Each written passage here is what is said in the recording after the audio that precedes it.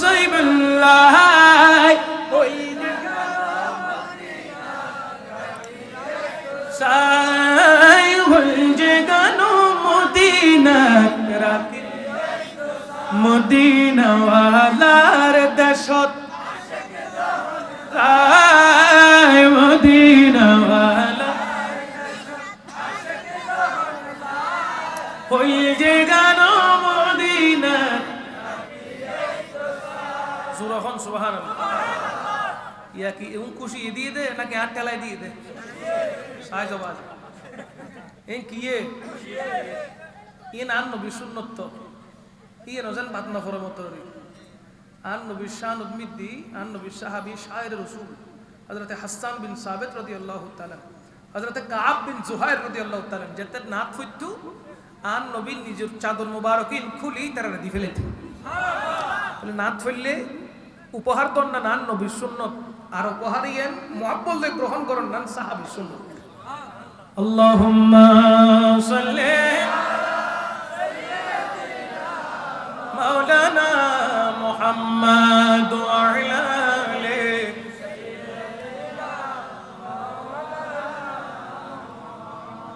এখন বরাত থেকে আমার নবী জমিনকে ভালোবেসে এক ফোঁটা ঘাম মুবারক জমিনের মধ্যে রাখলেন ওই ঘাম মুবারক যখন জমিনে পড়ল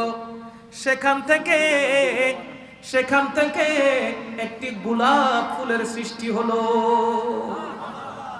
কিসের সৃষ্টি হলো গোলাপ ফুলের সৃষ্টি আমার নবীর ঘাম মুবারক থেকে গোলাপের সৃষ্টি হলো এইজন্য দেখবেন যখন কোনো মালা বানানো হয় ফুলের তুরা যখন বানানো হয় তখন সেখানে গোলাপ ফুল দেওয়া হয় গোলাপ না দিলে ফুল সুন্দর লাগে না ঠিক কি না ফুলের বাগানে গিয়েছেন রজনীগন্ধা ফুল সেখানে আছে হাসনাহেনা ফুল আছে বিভিন্ন হরেক রকমের ফুল সেখানে আছে যদি ওই বাগানে গোলাপ না থাকে তাহলে বাগানটা পরিপূর্ণতা লাভ করে না ঠিক কি না কারণ কি গোলাপের সৃষ্টি হয়েছে আমার নবীর নূরানি ঘাম মুবারক থেকে বরাক আমার নবীকে নিলেন জমিন কাজ করা বন্ধ করে দিয়েছে স্টপ হয়ে গেল পজ হয়ে গেল চুপচাপ হয়ে গেল কাজ করা বন্ধ করে দিয়েছে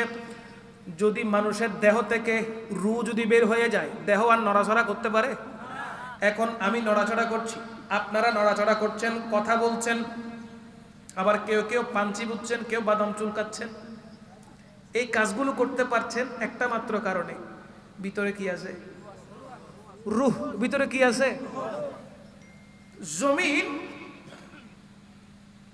চলাফেরা করা বন্ধ করে দিয়েছে কারণ কি জমিন বলছে আমার রূহ হলো রহমতুল লিল আলামিন তো আমার রূহ যখন উপরের দিকে যাচ্ছে তো আমি জমিনের তো আর কাজ করার ক্ষমতা নাই আমি জমিন আর কাজ করতে পারছি না চলাফেরা করতে পারছি না আমার রূহ তো বের হয়ে গেছে এই জন্য জমিন স্টপ হয়েছিল যেটা যেখানে সেখানে থমকে ছিল কাজ করার ক্ষমতা পাই নাই কারণ জমিনের রূহ রাহমাতুল লিল আলামিন আল্লাহর দরবারে যাচ্ছেন উপরে উঠছেন প্রথম আসমান দ্বিতীয় আসমান তৃতীয় আসমান চতুর্থ আসমান পঞ্চম আসমান ষষ্ঠ আসমান সপ্তম আসমান একটার পর একটা ভেদ করে করে করে করে উপরের দিকে যেতে লাগলেন সিদরাতুল মুনতাহা পর্যন্ত পৌঁছে গেলেন রাসূল আরবি সাল্লাল্লাহু আলাইহি ওয়াসাল্লাম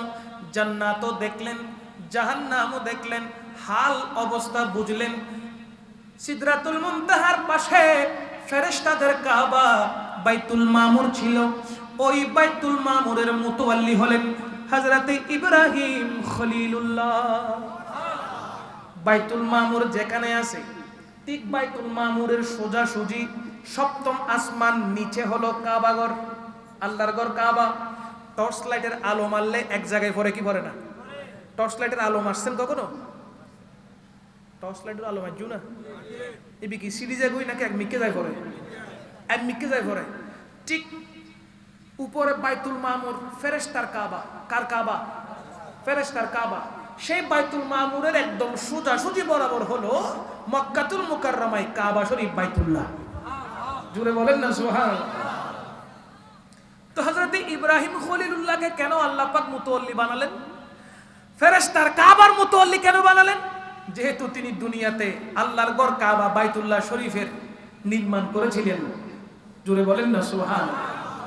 তিনি ঠিক করেছিলেন কাবা ঘর। নূহ আলাইহিস সালামের প্লাবনে কাবা ভেঙে গিয়েছিল, সেটা ঠিক করেছেন ইব্রাহিম খলিলুল্লাহ। বলেন না সুবহানাল্লাহ। সে কারণে আল্লাহ পাক খুশি হয়ে বাইতুল মামুরের মুতাওয়াল্লি বানিয়ে দিয়েছেন। চিৎকার দিয়ে বলি সুবহানাল্লাহ। দেখেন রাসূল আরবি সাল্লাল্লাহু আলাইহি ওয়াসাল্লাম জান্নাতও দেখলেন, জাহান্নামও দেখলেন, সবার সাথে কথোপকথন করলেন। কথাবার্তা যখন শেষ হয়ে গেল, তখন সিদরাতুল মুনতাহা থেকে উপরের দিকে যাওয়ার জন্য, রওনা করার জন্য যখন প্রস্তুতি নিচ্ছেন, জিবরিল আমিন বলে, ইয়া রাসূলুল্লাহ, এখান থেকে আমার যাত্রা শেষ হয়ে গেছে, আমি আর সামনের দিকে অগ্রসর হতে পারবো না, এই পর্যন্ত আমার শেষ, আমি আর সামনের দিকে যেতে পারবো না। আমার নবী বলে, গো জিবরিল, কেন যেতে পারবে না? ইয়া রাসূলুল্লাহ, আমি যদি সামনের দিকে যাই তাহলে আমার অবস্থা ঠিক থাকবে না, আমি ভ্যানিশ হয়ে যাব, আমি ধূলিসাৎ হয়ে যাব, আমি উধাও হয়ে যাব, আমার কোনো অস্তিত্ব থাকবে না। তার কারণ হলো সিদরাতুল মুনতাহার পরে যে নূর আছে, ওই নূরের পাওয়ার সহ্য করার ক্ষমতা আল্লাহ আমি জিবরিলকে এখনো দেয় নাই। চিৎকার দিয়ে বলেন আল্লাহু আকবার। আমার নবী বলে, ওগো জিবরিল, শুনে রাখো, তোমার যাওয়া যেখানে শেষ হয়ে যায়, আমি রাসূলের যাওয়া সেখান থেকে শুরু হয়ে যায়। ওগো জিবরিল, তোমার যাওয়া যেখানে শেষ, সেখান থেকে আমার শুরু। আচ্ছা দেখেন তো, আপনাকে যদি বলা হয়, ভাই একটু ঢাকায় যেতে পারবেন, তখন আপনি বলবেন কি, ভাই আমি তো ঢাকা কখনো যাই নাই, কিভাবে যাব, কোন রাস্তা দিয়ে যাব, বাসে যাব না রিক্সা যাব না টালাগাড়িতে যাব না সিএনজিতে যাব না ট্রেনে যাব না বিমানে যাব না হেলিকপ্টারে যাব, বিভিন্ন প্রশ্ন মাথায় ঘুরবে, ঠিক না? যেহেতু আপনি চকরিয়াতে পর্যন্ত গিয়েছেন, সর্বোচ্চ কক্সবাজার গিয়েছেন, ঢাকা আপনি যান নাই, সিলেট আপনি যান নাই, এরকম গ্রামে অনেকে আছে না নাই? যাইতে বললে তো চিন্তায় পড়ে যাবে, যাইতে বললে চিন্তায় পড়ে যাবে, সে খুঁজবে যে চিনে তাকে নিয়ে যায়। দরকার হলে আমার পকেট থেকে বাড়া হইলো দিব, একটু শাহজালাল বাবার মাজার সিলেটে যাব, এরকম অনেকেই টাকা দিয়ে মানুষ নিয়ে যায় না? যারা গেছে তাদেরকে নিয়ে যায়, ঠিক কিনা? তো আমার নবী রাহমাতুল লিল আলামিন সিদরাতুল মুনতাহা পর্যন্ত জিবরিল আমিনকে নিয়ে গেলেন। এরপরে জিবরিল যেতে পারবে না বলছে, তো বুরাক থেকে যে রফরফে উঠবেন, বেহেশতি যানবাহনে উঠবেন, তো নবীজি যদি না চিনতেন সাহস করতো এসা নমাতে? তার মানে আর নবীর ইয়েন নতুন জায়গা ন, ইয়েন পুরন জায়গা। আচ্ছা মশালা ইয়েন শব্দ নয় না, আর নবীর ইয়েন কি জায়গা?